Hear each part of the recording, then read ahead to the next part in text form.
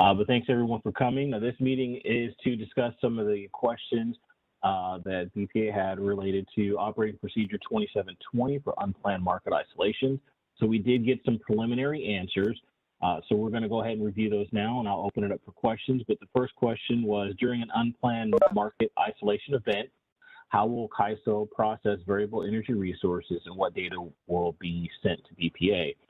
So the preliminary answer is, during a market isolation, no participating resources, including participating VERS, receive binding dispatches as BPA is not in the market. Non-participating VERS will receive back their hourly base schedule submitted as normal. So what questions do we have about the first question and preliminary answer? So, okay, so during an isolation, you will no longer be doing the 5-minute forecast that so we're going to be using your 5-minute forecast, the persistence forecast. So that will no longer be updating. We will just get the hourly schedule.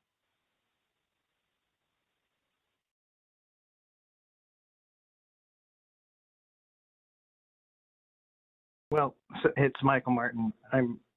It's an interesting wrinkle that you put in about the persistence with VER, as that's new, as I understand. So let's back up. Yeah, when you're in a isolation, you're not going to get any 5-minute dispatches. So the process of getting and still receiving VER forecasts, let's walk that out. You'll still see them in the UI, but we're not going to send back a dispatch to that. I'm kind of walking out that persistence portion of it too. Nick, Sherry, do you have more thoughts?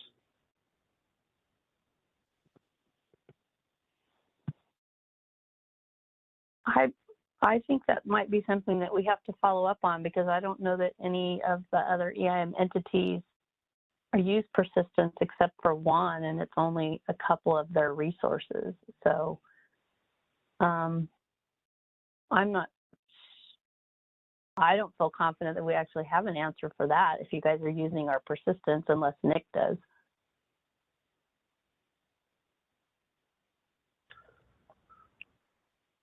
No, maybe it'd be from the person who gave that answer, but it sounded like you're not getting any DOTs for participating resources. You only get your base schedule DOTs. That's what it sounded like from that answer. So the base schedule for VERS, that would be their hourly forecast value, correct? It wouldn't be their persistence 5-minute DOT.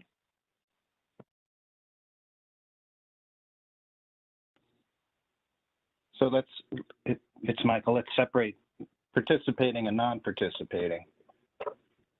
So non-participating would just follow their base schedule. Is BPA your VER participating? I suppose it is if it's under persistence. No, they're non-participating resources, but using your persistence forecast. So then I think we answered. Let's take this back and confirm, but I think we answered it. It would just follow your base schedule. But I think it's fair or wise to double confirm. Okay, and a follow-up question on that then. So you're saying someone said that we are receiving no DOTs, but we'll still be getting, via ADS, we'll still be getting 5-minute dispatches, but they will just be the base schedule for all resources. Is that correct?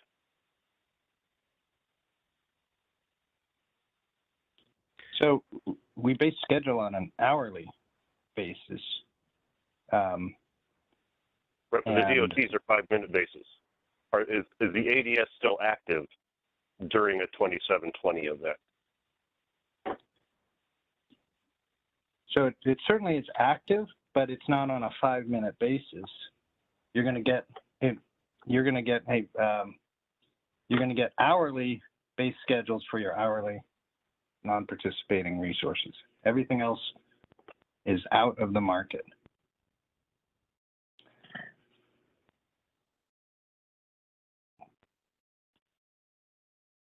Okay, I believe they'll end up just the same DOT every 5 minutes representing your hourly base schedule. So if your Okay, hourly that base was, was that's the 500 question. megawatts, Thank you. you're going to get a 500 megawatt DOT for an hour. Okay. Yep, that was my question. Thank you.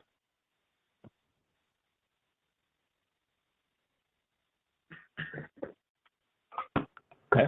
The second question is, when an unplanned market isolation event has ended and BPA is ready to join the EIM, at what point will CAISO begin sending BPA binding DOTs, at which interval? And the preliminary answer is the preferred approach to returning to the EIM market is outlined in the example of a planned EIM market interruption in table where, for example, for a return of 1,400 tasks begin at 11:45. This time frame ensures flex ramp requirements and bids are in place so that the RTBS process completes accurately and successfully. Market isolations require numerous manual steps by both our teams and unfortunately is not an instantaneous process. So after the T-minus 41 at 13:23, constraints are reinforced and a first RTD may be at 13:27. It is likely that the RTMO would have the market disconnection on to ensure the first RTD is valid.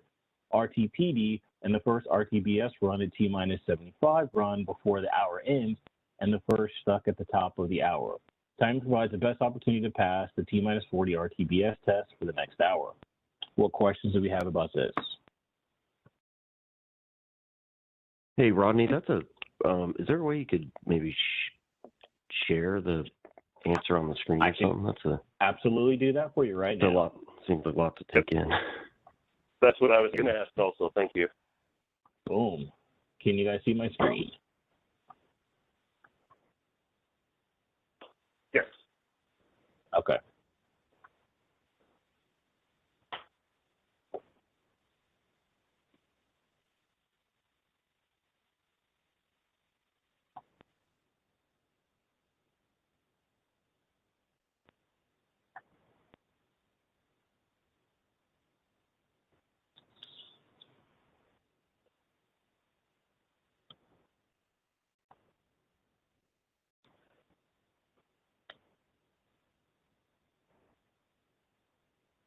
And then we're here on question 2.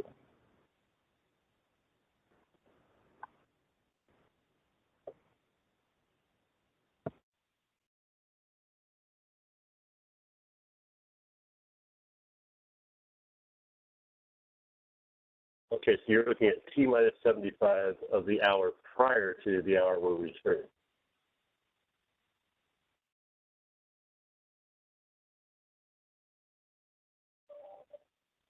It's Michael, maybe another way to look at this also is to bring up 2720, which puts it in a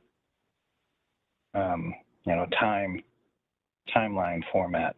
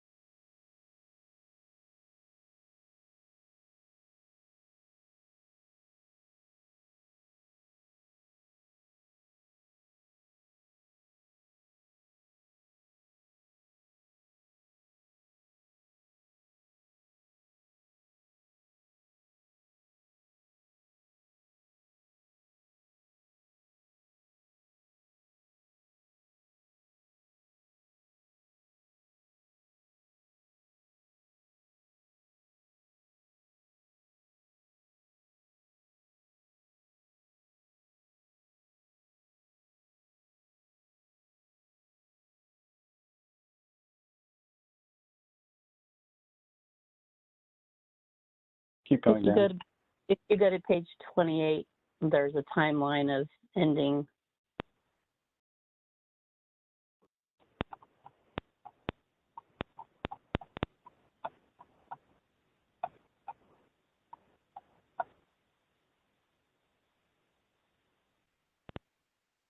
So what you're looking at is actually in the planned market isolation portion.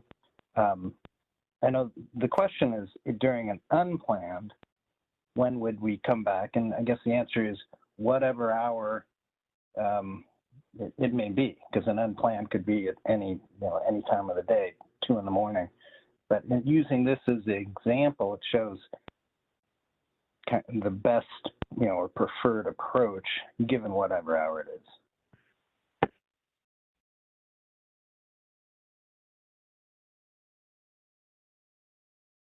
Could you scroll down so we can see the full end timetable? Thank you.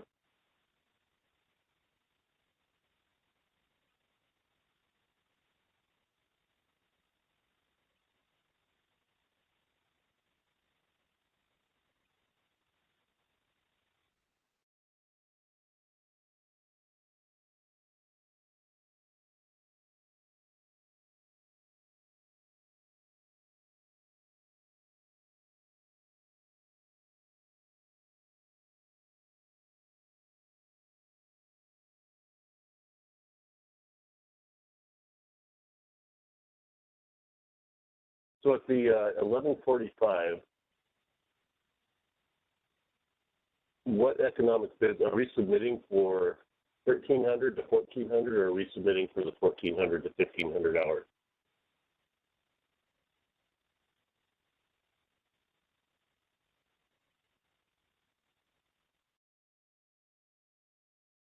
Because normally that time would be for the 1,300, 1,400 hours. Yeah, they'd have to be in, if we're running an RTD during hour 13, they'd have to be there for hour 13. Okay. So we need to have things up and going an hour prior to going live. I mean, we'd have to have all the bids submitted for the hour that is the hour previous to the time we want to go live. So, okay, I see.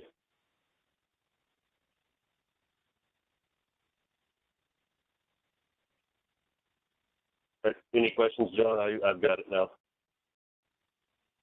Okay, good. I'm just making note here as well, but no, that's good.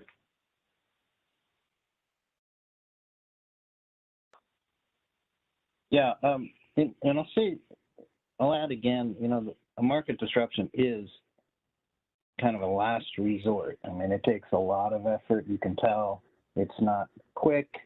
It involves settlements. Your settlements has to come back with a firm price that we use. It's we'd like, you would like to do everything possible. Your operators, including,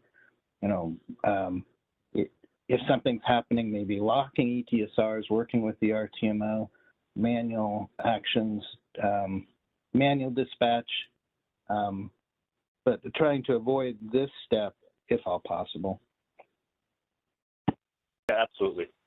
We know this is a biggie, this one, and so this would be the absolute last resort if things are really going wonky. But you know what? It's really good that this exists and the steps, and definitely have your operators aware of it. So, yes, absolutely be aware of this.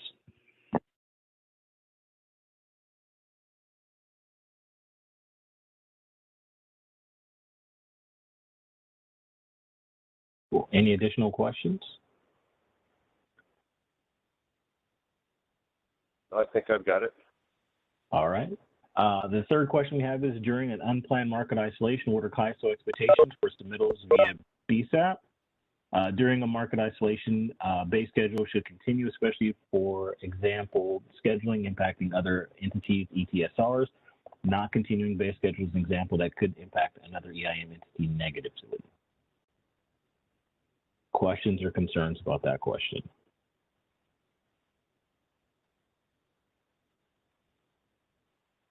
Nope, that makes sense.